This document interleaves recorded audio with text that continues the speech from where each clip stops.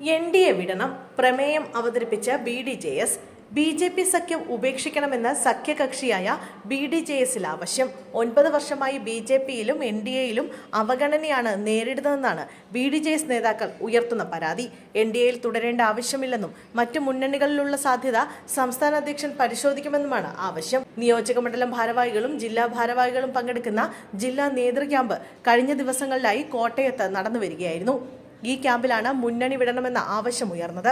കഴിഞ്ഞ 9 വർഷക്കാലമായി BJPയുമായും ദേശീയ ജനാധിപത്യ മുന്നണിയുമായും ശക്തമായ സഖ്യകക്ഷിയായി നിന്നിട്ട് BDJSന് അർഹമായ പരിഗണനകളോ അധികാരങ്ങളോ നൽകാത്ത സാഹചര്യത്തിൽ BJPയുമായും NDAയുമായിട്ടുള്ള സഖ്യം വിടുന്നതിനും ആവശ്യമായ മുന്നണി ചർച്ചകൾ ബന്ധം സ്ഥാപിക്കുന്നതിനും പാർട്ടിയുടെ സംസ്ഥാന അധ്യക്ഷനെ പൂർണ്ണമായി ചുമതലപ്പെടുത്തുന്നു എന്ന പ്രമേയമാണ് പാസാക്കിയത്.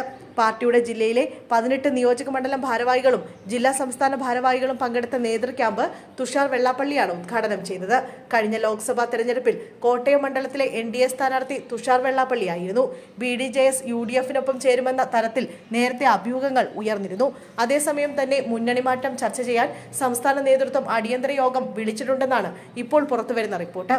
ഫെബ്രുവരി 1 ശനിയാഴ്ച ആലപ്പുഴ ജില്ലയിലെ ചേർത്തലയിൽ സംസ്ഥാന എക്സിക്യൂട്ടീവ് യോഗം ചേർന്ന് മുന്നണി മാറ്റം ചർച്ച ചെയ്യും. സംസ്ഥാന ഭാരവാഹികളോടും 14 ജില്ലകളിലെയും പ്രസിഡന്റുമാരോടും യോഗത്തിൽ പങ്കെടുക്കാൻ നിർദ്ദേശിച്ചിട്ടുണ്ട്.